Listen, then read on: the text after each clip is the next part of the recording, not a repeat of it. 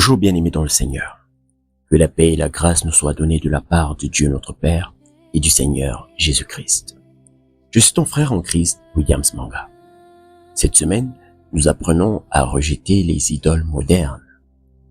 Ce mardi 26 mai 2026, nous parlerons de l'idole de la carrière.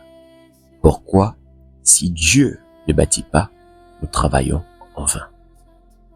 Bien-aimé dans le Seigneur, si toi aussi tu as parfois l'impression de t'épuiser pour des résultats qui ne durent pas, si ta valeur est trop liée à ton travail et à ta réussite, alors cette méditation est pour toi.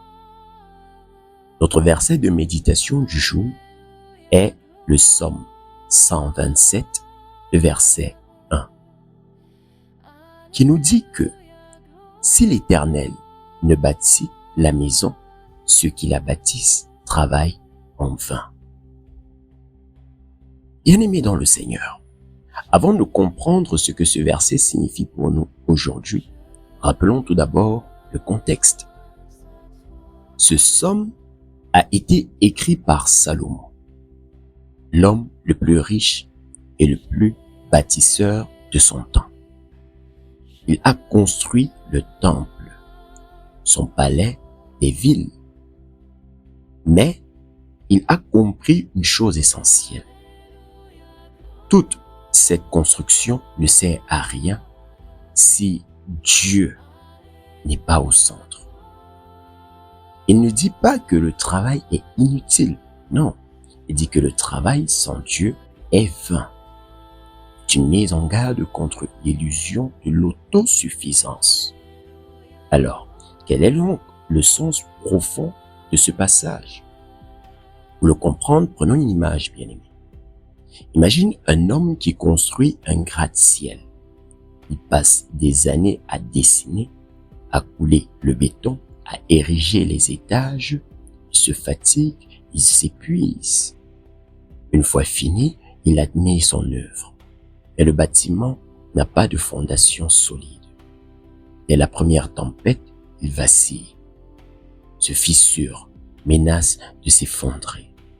L'architecte avait oublié de consulter un géologue. Tu vois le truc, bien-aimé? Voilà ce que Salomon nous dit en fait. Parce que la carrière peut devenir une drogue élégante pour nous. On appelle cela une ambition, une vision, du succès, Et parfois, derrière ces beaux mots, il y a simplement une peur, celle de ne pas être assez important. Oui, bien-aimé, tu travailles, puis tu surtravailles, puis tu sacrifies ton repos, ta famille, ta communion avec Dieu. Un jour, tu réalises que tu construisais une tour sans demander à Dieu s'il voulait cette maison. Oui, le travail est une bénédiction, mais quand ton identité dépend de tes résultats, ta carrière devient un hôtel, bien-aimé. Alors, qu'est-ce que ce verset nous apprend pour rejeter les idoles? La première vérité est la suivante. Lorsque le passage nous dit que si l'Éternel ne bâtit la maison, en effet, on verra que toute construction humaine qui n'a pas Dieu comme fondation est fragile. On peut réussir beaucoup en apparence et tout perdre en un instant.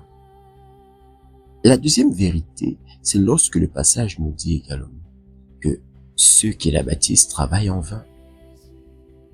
Donc, bien-aimé, travailler sans Dieu, c'est s'épuiser pour du vent. Non pas que le travail soit mauvais, je le redis, mais sans la bénédiction de Dieu, il ne porte pas de fruits durables. La troisième vérité, c'est que le problème n'est pas le travail, c'est la place qu'il prend dans ta vie. Quand ton identité repose sur tes résultats, alors tu es esclave de ta performance. Alors, bien-aimé, Quel piège ce verset expose-t-il que nous devons absolument éviter?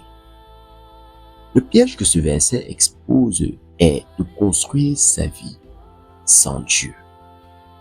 En effet, on s'agite, on planifie, on exécute, mais on oublie de vérifier si c'est lui qui bâtit.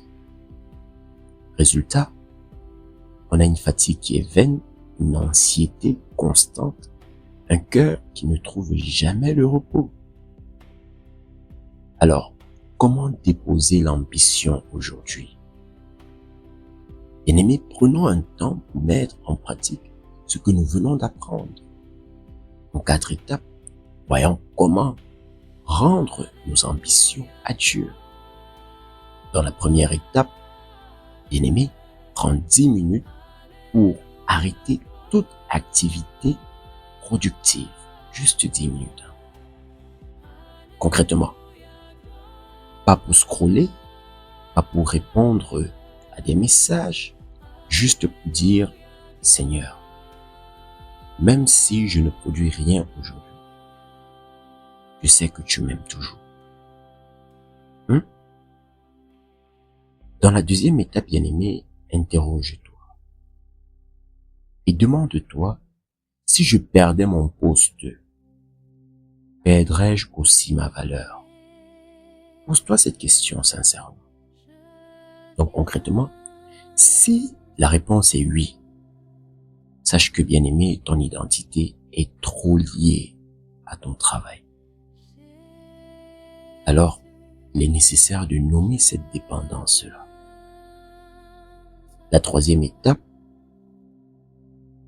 c'est que relie un projet ou un rêve que tu portes. Concrètement, ce que je vous dis, c'est que demande, Seigneur, est-ce que c'est toi qui bâtis ce projet ou ce rêve, ou est-ce que je le construis en réalité tout seul, tu vois? Et dans la quatrième étape, bien-aimé, déclare que je te rends mes ambitions. Construis ce que toi tu veux faire. Que je ne réussis jamais loin de toi. Est-ce que tu oses le faire? Alors fais-le. Qu'est-ce qui changera concrètement dans notre vie quotidienne si nous intégrons parfaitement cet enseignement? Voyons cela sous plusieurs aspects. L'aspect numéro 1, c'est quand nous commencerons une nouvelle tâche ou un projet, comment est-ce que nous réagirons? On verra que, au lieu de nous précipiter dans l'action, nous nous arrêterons d'abord pour prier. Nous demanderons à Dieu, veux-tu bâtir ceci avec moi? Donc concrètement, bien-aimé, avant d'écrire un rapport, de lancer un projet, de prendre une décision au travail, prends une minute pour dire, Seigneur, si tu ne bâtis pas, je travaille pour rien. Alors, guide-moi. Guide-moi. L'aspect numéro 2. Quand nous serons fatigués par le travail, que ferons-nous? On verra que, au lieu de continuer à pousser par orgueil ou par peur, nous nous arrêterons pour nous rappeler que Dieu est notre vrai refuge. Le repos n'est pas une perte de temps, bien-aimé. C'est un acte de foi.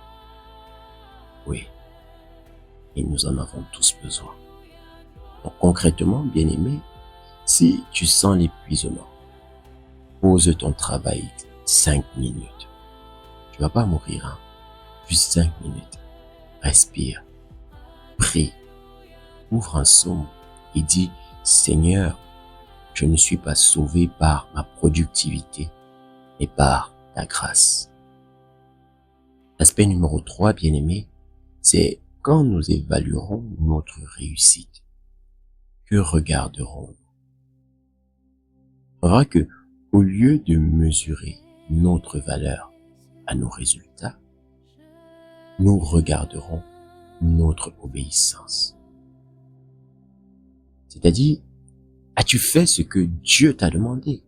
As-tu cherché sa volonté dans ce que tu es en train d'évaluer? Donc concrètement, bien-aimé, ce soir avant de dormir, ne te demande pas qu'ai-je accompli? Demande-toi, qu'ai-je cherché Dieu? Ai-je cherché Dieu dans mon travail? Ai-je travaillé pour sa gloire ou bien pour la mienne?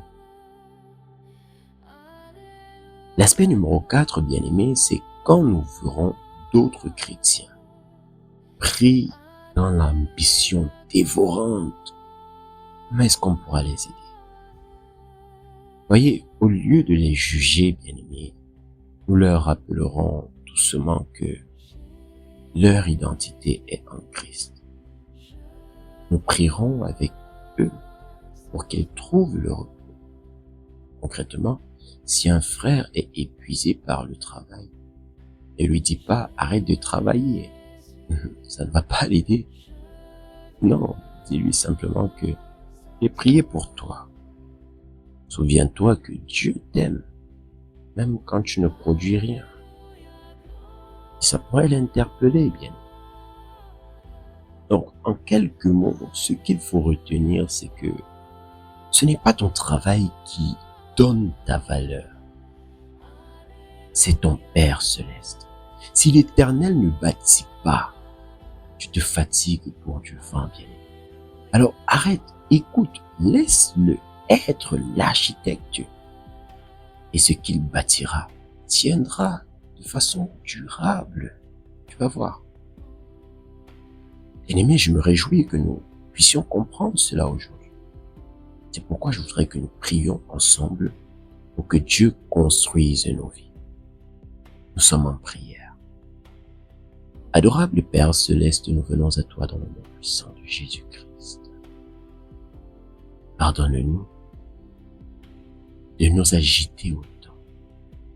Nous avons cru que tout dépendait de notre travail, de notre performance, de nos résultats.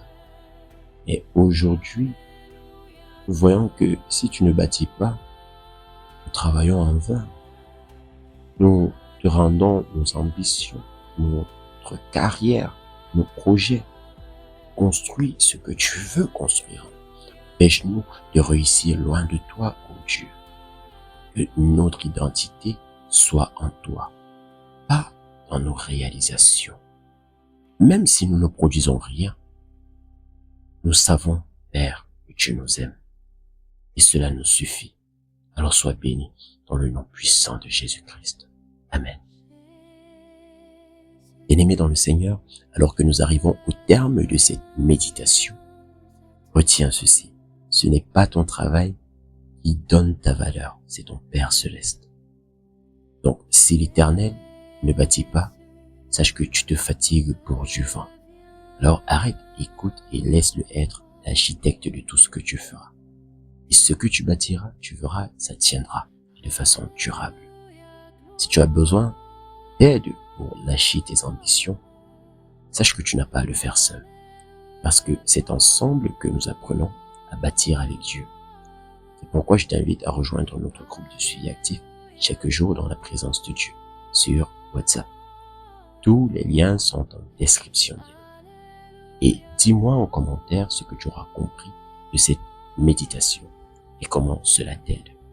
N'oublie pas, bien-aimé, sache que ton témoignage peut aider quelqu'un qui vit la même lutte que toi.